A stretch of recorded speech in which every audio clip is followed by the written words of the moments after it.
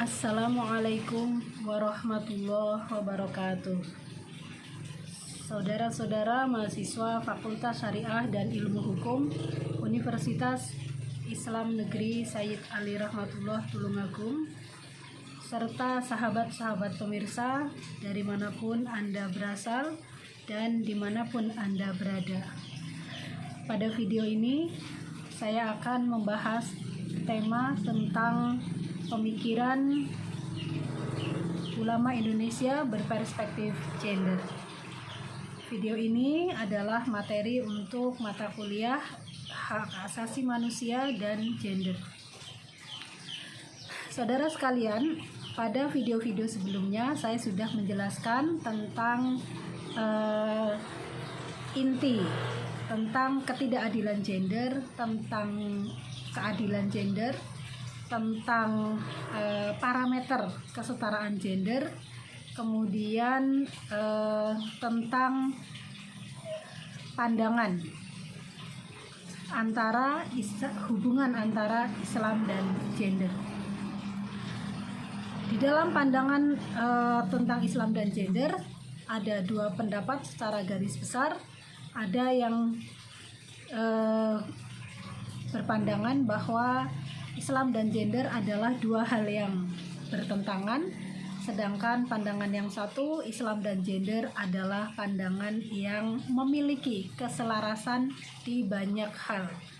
Nah, pada video ini saya akan memperdalam pandangan yang kedua, yaitu bahwa Islam dan gender gagasan Islam dan ajaran Islam dan gagasan kesetaraan gender bukanlah dua hal yang sama sekali bertentangan, melainkan memiliki banyak kesesuaian, dan dalam hal ini para ulama, maksud saya ulama Indonesia, telah menghasilkan banyak sekali karya yang berisi pemikiran-pemikiran beliau tentang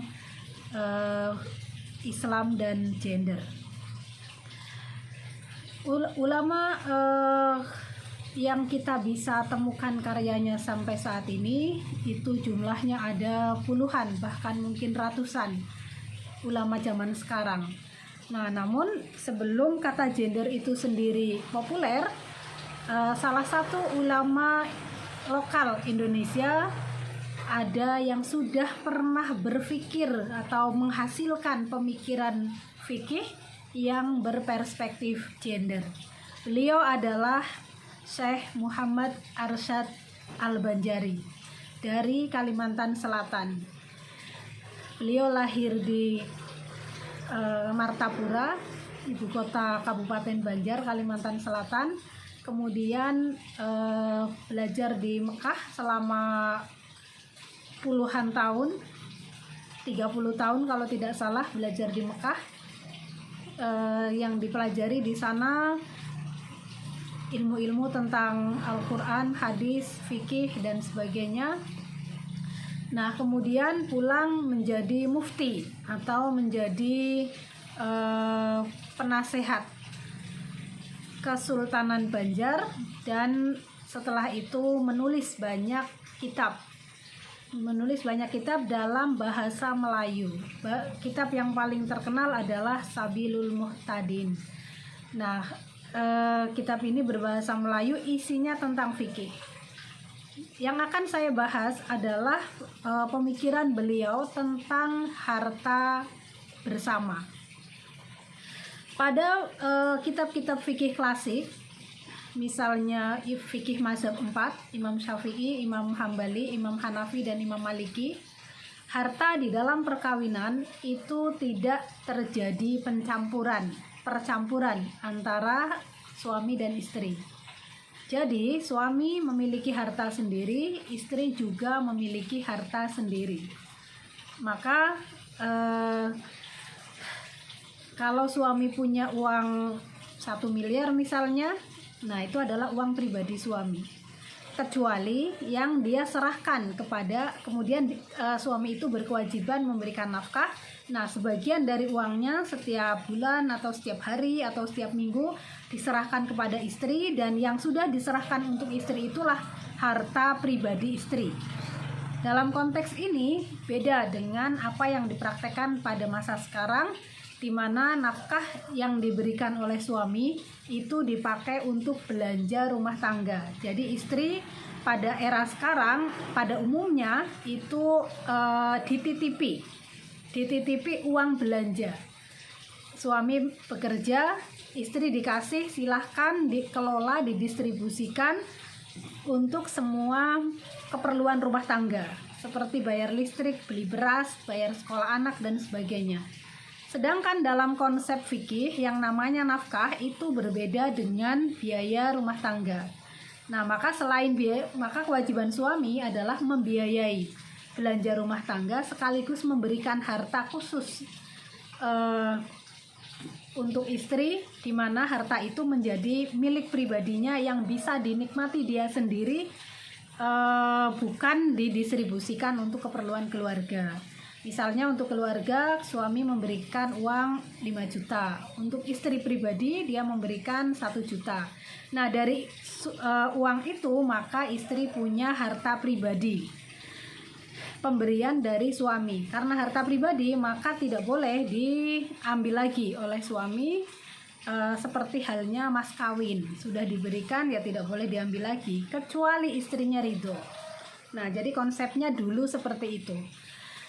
Nah, maka konsep pewarisan dalam fikih klasik itu juga mengasumsikan tidak adanya percampuran harta. Maka kalau kita belajar ilmu faraid dari kitab-kitab fikih klasik, misalnya kitab Rohabiyah, nah maka di dalamnya atau di dalam kitab-kitab Fathul Qorib, Fathul Mu'in dan sebagainya, maka kita tidak menemukan adanya petunjuk untuk tentang harta bersama, diapakan dulu. Nah, karena apa? Karena asumsinya harta suami dan harta istri itu terpisah. Sehingga ketika suami meninggal, bagian istri kalau dia punya anak adalah 1/8. Kalau tidak punya anak 1/4. Suami kalau istrinya meninggal 1/4. Kalau mereka tidak punya anak, kalau punya anak 1/2. Nah, jadi konsepnya seperti itu. Kemudian konsep ini diperbarui oleh Syekh Muhammad Arsyad Al-Banjari dengan konsep harta perpantangan. Harta perpantangan itu adalah harta yang dicari bersama antara suami dan istri. Yang dicari bersama artinya yang diperoleh setelah menikah, di mana suami itu bekerja pada umumnya, sedangkan istri ada yang bekerja juga di luar rumah, ada juga yang mengerjakan urusan-urusan rumah tangga. Dalam pandangan Syekh Muhammad Arsyad Al-Banjari, pekerjaan istri mengelola rumah tangga seperti memasak, menyapu, mencuci baju suami, anak-anak, itu dipandang sebagai kontribusi ekonomi kepada keluarga yang bernilai uang. Oleh karena itu, ketika suami itu bekerja, istri juga melakukan tugas-tugas kerumah tanggaan, apalagi yang bertugas juga atau yang bekerja juga menghasilkan uang secara produktif, itu oleh Syekh Arsyad dipandang mereka adalah perserikatan, bukan sekedar perserikatan hukum, tetapi juga perserikatan harta. Oleh karena itu, ketika salah satu dari pasangan suami istri meninggal, maka yang masih hidup itu harus diberi bagian dari harta perpantangan dulu sebesar setengah yang mereka miliki. Jadi tidak langsung dibagi menggunakan faraid sebagaimana petunjuk dalam kitab-kitab fikih, melainkan uang atau harta yang dihasilkan dari mereka berdua, mereka selama menikah, itu dibagi 2 dulu. Jadi beliau memandang bahwa ketika istri memasak itu artinya suami dibantu. untuk tidak membayar seorang pemasak atau untuk dia tidak memasak, karena dalam konsep fikih klasik urusan rumah tangga adalah tanggung jawab suami. Tanggung jawab suami artinya istri tidak boleh dibebani. Nah, maka ketika istri dibebani itu artinya sudah mengurangi tanggung jawab suami, sehingga harta yang diperoleh suami itu menjadi harta bersama antara suami dan istri. Nah, ini adalah konsep harta perpantangan, di mana setelah menikah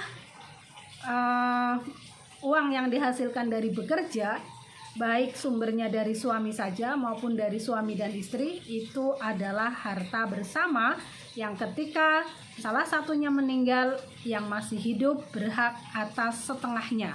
Baru yang setengahnya itu nanti dibagi sesuai dengan ilmu faraid. Istri mendapat bagian lagi dari perhitungan faraid dari harta suami yang setengahnya dia sudah ambil. Nah, jadi kalau kalau yang ditinggalkan semuanya 1 miliar, 500 juta diambil istri dulu, 500 juta kemudian dihitung secara faraid, istri masih mendapat lagi 1/4 atau 1/8. Nah, konsep ini kemudian oleh pemerintah Indonesia itu dipositivisasi melalui kompilasi hukum Islam. Nah, maka di dalam kompilasi hukum Islam dikenal yang namanya harta bersama. Definisinya adalah harta yang dihasilkan oleh suami istri melalui pencaharian setelah terjadinya pernikahan. Maka tidak termasuk harta yang diperoleh karena hibah, waris, atau wasiat. Tidak termasuk juga harta yang diperoleh sebelum menikah.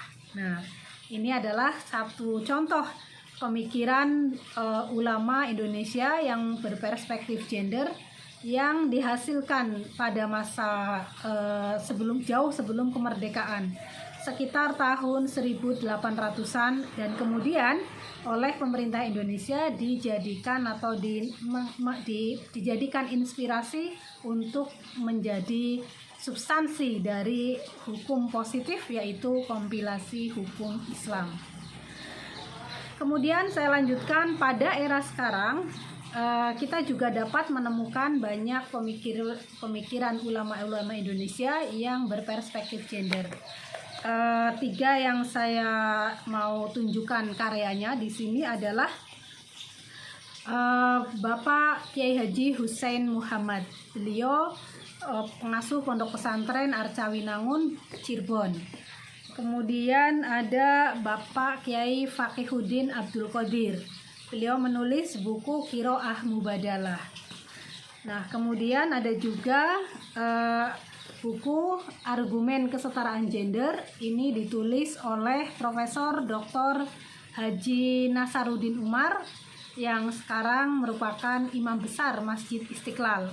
Beliau menulis Argumen Kesetaraan Gender Perspektif Al-Quran. Ini 3 diantaranya. Sebenarnya masih sangat banyak lagi, hanya saja saya secara dalam waktu yang singkat tadi belum dapat menemukan bukunya. Yang nama-nama perempuan yang sangat terkenal adalah Dr. Nur Rofiah. Anda bisa menelusuri di internet, beliau juga banyak sekali menulis dan menceramahkan tentang keadilan gender perspektif Al-Quran. Kemudian ada Profesor Dr. Musdah Mulia. Nah, itu kalau dari kalangan ulama Islam. Dari kalangan Kristen kita juga bisa tahu banyak juga ada. Ini yang saya pegang bukunya adalah Ibu Nunuk Murniati, Nunuk Prastio Murniati. Beliau dosen di Sekolah Tinggi Kesejahteraan Sosial Tarakanita di Yogyakarta. Kemudian kalau 3 pemikir yang sebelumnya tadi, Pak Nasar, Kiai Haji Hussein Muhammad, dan Kiai Faqih, itu adalah dari kalangan ulama Nahdlatul Ulama. Saya juga akan mengenalkan dari kalangan Muhammadiyah, itu juga ada pemikir yang produktif menulis tentang gender, yaitu Ibu Profesor Dr. Siti Ruhaini Zuhayatin. Saat ini beliau adalah guru besar di Universitas Islam Negeri Yogyakarta dan saat ini menjadi salah satu staf kepresidenan. Kemudian kalau dalam non keagamaan, dari kalangan ilmuwan kita juga bisa mengenal ada Ibu Sulistiowati Irianto. Beliau konsisten sekali menghasilkan karya-karya ilmiah dalam bidang antropologi hukum dengan menggunakan perspektif gender. Saya akan mengulas beberapa pemikiran yang sudah saya sebutkan namanya. Pertama adalah Kiai Haji Hussein Muhammad. Dalam buku yang berjudul Fikih Perempuan, Refleksi Kiai atas Tafsir Wacana Agama dan Gender, kita banyak menemukan pemikiran beliau yang mengkritisi adanya praktik-praktik di masyarakat yang mengandung diskriminasi gender tetapi dipahami oleh masyarakat sebagai bagian dari ajaran agama. Contohnya apa? Contohnya adalah tentang salah paham tentang ijbar atau hak menikahkan yang dimiliki oleh wali mujbir, yaitu ayah atau kakek, kepada anak gadisnya atau cucu gadisnya tanpa minta izin dahulu. Nah, di masyarakat ada pemahaman bahwa bapak atau kakek berhak memaksa anaknya kawin. Memaksa dalam hal ini termasuk dengan disertai juga ancaman. Jadi kalau misalnya ada bapak kepengin punya mantu sesuai pilihannya, itu memaksa anak gadisnya untuk menikah dengan lelaki pilihannya, disertai dengan pemaksaan, bahkan kadang ancaman, tidak akan diakui sebagai anak, tidak akan dapat warisan, dicoret dari kakak dan sebagainya. Nah, itu adalah praktek yang terjadi di masyarakat dan itu menurut Kiai Hussein sangat tidak tepat dengan pemahaman ijbar, karena praktek yang demikian itu termasuk dalam kategori ikroh atau pemaksaan, sedangkan ijbar tidak ada unsur pemaksaan. Kenapa? Karena syarat dari ijbar boleh menikahkan kalau antara anak dengan wali itu tidak ada perselisihan, tidak ada konflik. Sedangkan di masyarakat, walaupun anaknya sudah jelas-jelas menentang, bapaknya ada yang bersikukuh mengawinkan atau menikahkan dengan segala macam cara. Nah, itu kan berarti ada perselisihan. Kemudian juga tidak ada perselisihan antara calon suami dengan calon istri. Sementara di masyarakat, calon istri misalnya sudah menunjukkan sangat tidak suka, pokoknya tidak mau menerima, tetapi tetap disuruh menikah. Kemudian harus sekufu, setara secara sosial, secara ekonomi dan sebagainya. Tetapi kadang-kadang yang dijodohkan adalah laki-laki kaya, mapan, yang sudah tua, sedangkan anak gadisnya masih sangat muda, sehingga secara usia, secara pemikiran sebenarnya tidak setara. Nah, itu satu contoh. Yang lain yang dikritisi oleh Kiai Hussein adalah tentang khitan perempuan. Di beberapa daerah di Indonesia maupun di luar negeri itu ada praktek khitan perempuan. Nah, khitan perempuan itu apa? Khitan perempuan adalah memotong bagian dari alat kelamin perempuan dengan maksud untuk mengendalikan libido seksual perempuan. Karena ada anggapan kalau tidak dipotong maka perempuan itu akan liar, nafsunya tinggi, sehingga dominan, sehingga tidak bisa diatur oleh laki-laki. Nah, praktek khitan perempuan ini di banyak negara itu sangat mengerikan. Kalau di Indonesia ada yang menggunakan simbolis saja, menggunakan kunyit. Ada juga yang menggunakan senjata tajam, tetapi tidak tidak besar yang dipotong. Sedangkan di Afrika itu sangat mengerikan karena hampir semua klitorisnya dipotong dengan alat yang tidak steril. Maka banyak kematian karena kasus khitan perempuan.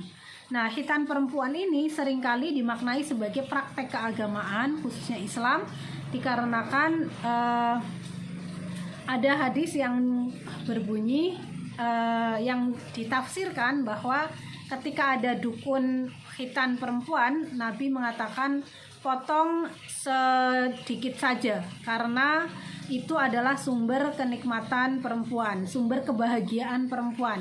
Nah, kata-kata potong sedikit saja dipahami sebagai pembenaran terhadap praktek khitan perempuan. Sedangkan para ulama berperspektif gender memahami bahwa kata-kata potong sedikit saja itu adalah advokasi bagi perempuan karena sebelumnya pemotongannya sangat besar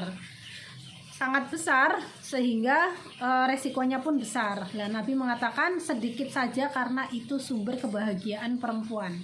Sumber kebahagiaan dalam hal ini adalah satu bagian organ di dalam alat kelamin yang menentukan adanya yang berkontribusi besar terhadap penciptaan rasa nikmat saat berhubungan seksual.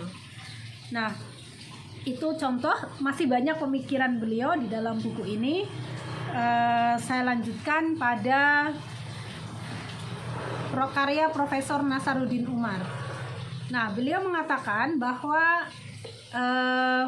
laki-laki dan perempuan itu setara, sejajar. Ini untuk membantah pemahaman yang sangat kuat di masyarakat bahwa laki-laki memiliki derajat yang lebih tinggi dibandingkan perempuan. Lalu beliau menggunakan perspektif Al-Quran, berusaha menemukan dan menyusun argumentasi bahwa laki-laki dan perempuan itu setara. 5 hal yang beliau paparkan adalah: pertama, setara sebagai hamba. Setara sebagai hamba artinya sama-sama hamba Allah Subhanahu wa Ta'ala. Karena sama-sama sebagai hamba Allah, maka tidak boleh satu pihak menganggap dirinya lebih dari yang lain. Bukan tidak boleh kemudian menempatkan perempuan sebagai hamba dari laki-laki, sekalipun itu dalam relasi suami istri. Istri bukan hamba suami, melainkan suami dan istri adalah sama-sama hamba Tuhan yang kemudian masuk dalam lembaga perkawinan, saling beribadah kepada Allah, bukan istri beribadah kepada suami, tapi keduanya bekerja sama, saling membantu untuk meningkatkan ibadah, meningkatkan ketakwaan kepada Allah Subhanahu wa Ta'ala. Kemudian yang kedua adalah sama-sama diciptakan sebagai khalifah fil ard, khalifah di muka bumi. Jadi ketika Allah Profesor Nasaruddin ini menampilkan ayat-ayat yang menjelaskan bahwa ketika Allah memutuskan untuk mengisi bumi dengan manusia, bukan dengan makhluk lain, maka yang dimaksud manusia dalam hal ini yang akan ditugasi menjadi khalifah itu adalah manusia, semua manusia, bukan hanya manusia berjenis kelamin laki-laki. Nah, maka tidak tepat menurut Profesor Nasar ketika ada orang membatasi kaum perempuan untuk mengeksplorasi bakatnya, minatnya, agar karena dengan menghambat itu artinya dia juga menghambat pelaksanaan perintah Tuhan untuk menjadi khalifah di bumi. Karena untuk menjadi khalifah adalah pemimpin, kemudian pengelola. Kalau tidak punya kemampuan, keahlian, pengetahuan, maka tidak bisa tugas itu dilaksanakan. Nah, maka menghambat perempuan belajar, menghambat perempuan berorganisasi, menghambat perempuan bekerja, pada dasarnya adalah tidak selaras dengan prinsip bahwa Tuhan mengutus manusia untuk menjadi khalifah tidak hanya kepada kaum laki-laki tapi juga kepada kaum perempuan. Maka dua-duanya logikanya harus membekali dirinya semaksimal mungkin untuk memiliki keahlian tertentu sehingga bisa berkontribusi untuk memakmurkan bumi ini, menyejahterakan penduduk bumi, dan dengan demikian maka tugas sebagai khalifah dilaksanakan. Kemudian laki-laki dan perempuan sama-sama menerima atau mengucapkan akad perjanjian primordial. Apa itu perjanjian primordial?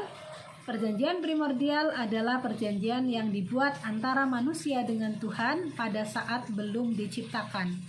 Kalau dalam bahasa agama disebut dengan zaman azali, di mana Tuhan menurut Al-Quran menanyai setiap manusia, alastu birabbikum, apakah kamu tidak tahu bahwa aku Tuhanmu? Bala syahidna. Kemudian manusia menjawab, ya kami bersaksi bahwa engkau adalah Tuhan kami. Itu namanya perjanjian primordial, perjanjian yang isinya tauhid, mengesahkan Tuhan. Nah itu tidak hanya laki-laki tapi juga perempuan. Maka dalam konteks ini laki-laki dan perempuan sama-sama lahir dengan tauhid. Kemudian prinsip yang keempat dari 5 prinsip adalah Adam dan Hawa terlibat secara aktif dalam drama kosmis. Drama kosmis ini adalah drama dikeluarkannya Adam dan Hawa dari surga ke bumi, di mana Al-Quran menyebut menggunakan kata fa'azzallahuma syaitonu, setan menggoda mereka. Nah kemudian ada fa'akhrajahuma, maka Allah mengeluarkan mereka. Allah mengeluarkan mereka dari mana? Dari surga. Siapa mereka? Huma, 2, Adam dan Hawa. Nah ini adalah tafsir yang berbeda dari yang dianut oleh Bible atau Alkitab, yang menyebutkan bahwa yang berkontribusi, yang berperan dalam drama kosmis ini adalah Hawa.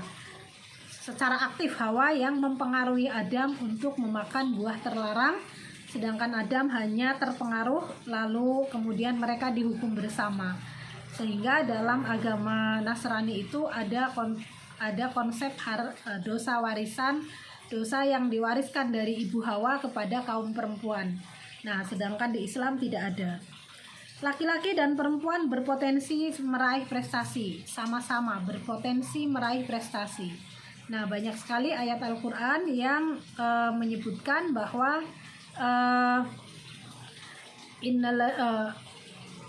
alladzina amanu minaz zakari wal unsa.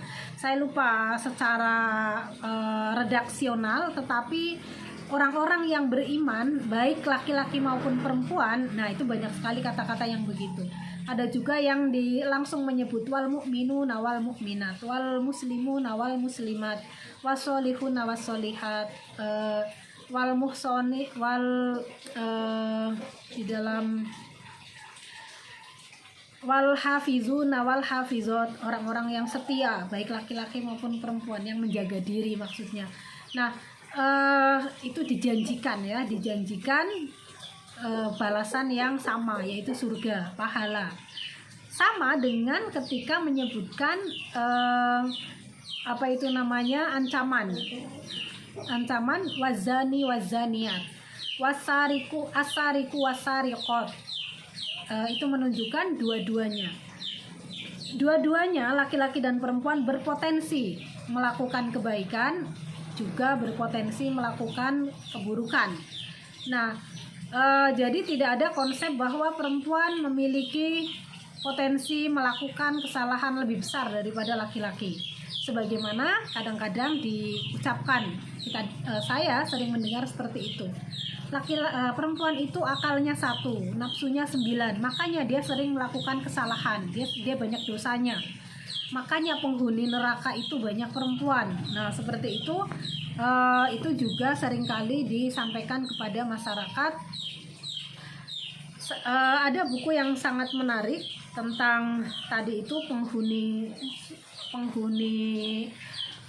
neraka itu kebanyakan perempuan. Nah, itu dibantah oleh buku ini. 60 hadis tentang hak-hak perempuan dalam Islam. Nah, itu dijelaskan dengan sangat baik apa maksud dari hadis ini, yang ini ditulis oleh Kiai Fakih.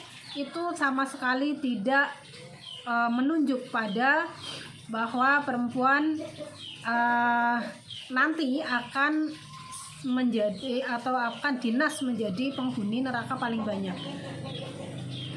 Karena pertimbangan waktu saya tidak bisa menjelaskan dalam video ini, mungkin di video lain.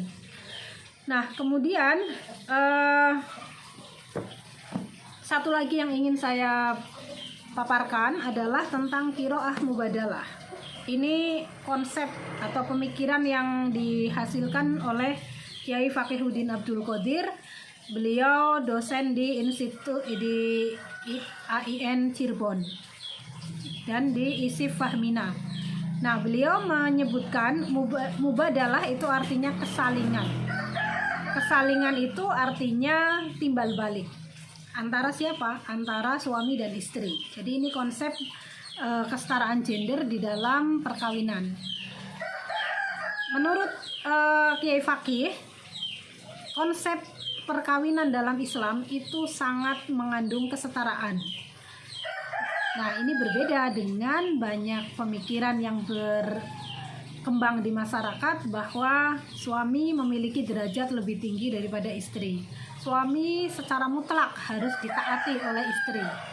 Nah, apa konsep yang beliau tawarkan? Pertama, beliau mengambil dari Quran maupun hadis tentang mengembangkan pemikiran tentang konsep misaqon gholizon. Misaqon gholizon itu ada di dalam surat An-Nisa kalau tidak salah, konsepnya tentang larangan bagi suami mengambil kembali harta yang sudah pernah dia berikan kepada istrinya dikarenakan apa kamu tidak malu bahwa kamu minta lagi uangmu. Ini konteksnya perceraian ya. Suami sudah memberi sesuatu banyak pada istri, lalu ketika cerai diminta lagi. Apa kamu nggak malu? Padahal kamu dan dia itu sudah terlibat perjanjian yang kokoh, misaqon gholizon. Nah, dengan konsep misaqon gholizon, maka antara suami dan istri itu dipandang sebagai sebuah lembaga yang kokoh. Perkawinan itu adalah lembaga yang kokoh yang diikat oleh akad, yang akad itu tidak sekedar ucapan, tetapi juga besar sekali pertanggungjawabannya kepada Tuhan. Dan itu membutuhkan tanggung jawab bersama. Tanggung jawab karena jadi bukan hanya suami bertanggung jawab kepada istri, tetapi dua-duanya memiliki tanggung jawab yang sama untuk memelihara kekokohan lembaga perkawinan yang dibangun itu.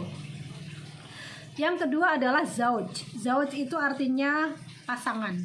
Nah, maka dalam buku ini covernya digambar sandal karena pasangan itu seperti sandal. Ketika satu tidak ada, maka yang lain tidak akan berfungsi. Nah, maka dalam hal ini konsep mubadalah menyebutkan istri dan suami itu adalah sepasang. Sepasang yang bagaimana? Yang saling melengkapi, saling melindungi, saling membantu, saling setia, saling membahagiakan dan sebagainya. Jadi ada saling. Maka dalam hal ini tidak biner bahwa suami wajib melindungi istri, istri wajib menghormati suami. Tidak, tetapi keduanya berkesalingan, dua arah. Nah, suami wajib menghargai istri, istri juga wajib menghargai suami. Jadi jangan hanya minta dimengerti tapi tidak mau mengerti. Seperti itu sederhananya. Kemudian yang ketiga adalah prinsip muasyarah bil ma'ruf. Muasyarah bil ma'ruf itu artinya bergaul secara patut dan santun. Nah, maka dalam hal ini sangat tidak benar kalau atas nama apapun suami misalnya memukul istri. Ya, dia kan istriku, aku mukul itu untuk mendidik dia biar lebih benar. Nah, karena apa? Karena memukul itu tidak termasuk dalam kategori pergaulan yang santun dan patut. Memukul itu menunjukkan adanya kesombongan, dominasi. Nah, ma'ruf itu seperti apa? Nah, ini beberapa waktu yang lalu saya mengikuti kajian disampaikan oleh Ibu Nyai Badriah Fayumi. Beliau menulis tesis tentang pemaknaan makna ma'ruf di dalam Al-Quran, yang ternyata semua kata ma'ruf itu berkorelasi dengan advokasi Islam terhadap kaum perempuan.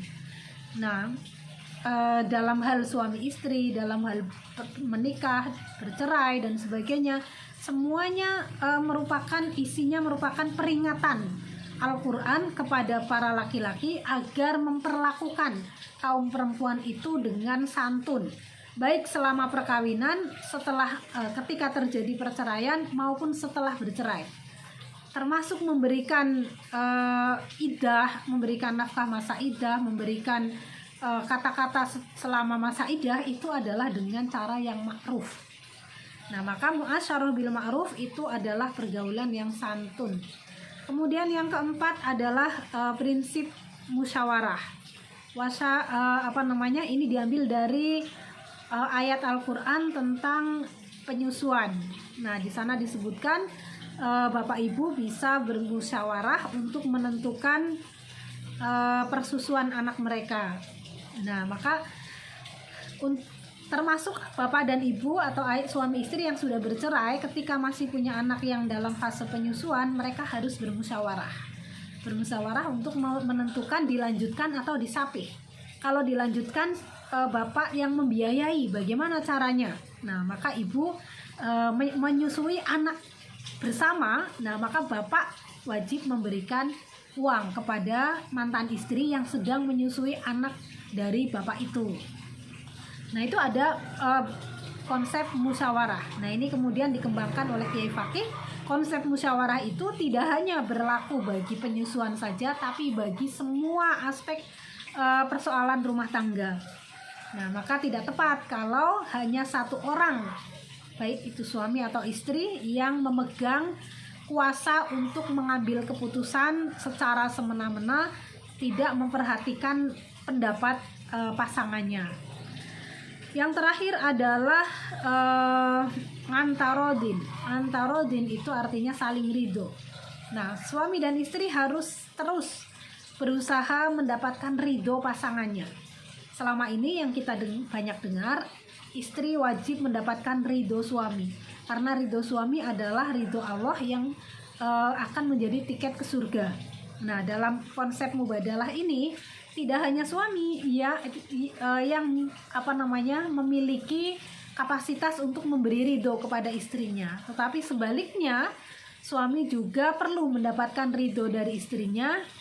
Ridho itu apa? Ia setuju, persetujuan, kerelaan, dukungan, support. Nah, kalau tidak seperti itu, maka akan banyak konflik di dalam rumah tangga. Suami pergi main malam-malam itu kebanyakan tidak minta ridho istrinya, maka banyak istri yang komplain, merasa ditinggal malam-malam, merasa capek ngurus anak seharian, malam ditinggal, tidak disayang. Nah, ini tentu ini sangat bertentangan dengan apa yang diajarkan oleh Nabi, bahwa setelah Isya Nabi tidak pergi kemana-mana, melainkan menemani istrinya. Karena apa? Karena siang beliau sudah banyak pergi menemui masyarakat, menemui umat. Nah, malamnya adalah waktu untuk keluarga. Nah, yang kita lihat di masyarakat, kadang-kadang banyak laki-laki atau suami begadang lama-lama di luar. Dia tidak mempertimbangkan bagaimana ridho istrinya, apakah rela atau tidak. Nah, itu hanya satu contoh kecil saja. Banyak sekali ya aspek-aspek di dalam kehidupan yang rumah tangga yang membutuhkan ridho satu sama lain, sehingga rumah tangga berjalan dengan baik dan harmonis, sakinah, mawaddah, warahmah. Demikian paparan dari saya dalam materi kali ini. Terima kasih. Wallahu a'lam bishawab, wallahul muwaffiq ila aqwamit thoriq. Assalamualaikum warahmatullahi wabarakatuh.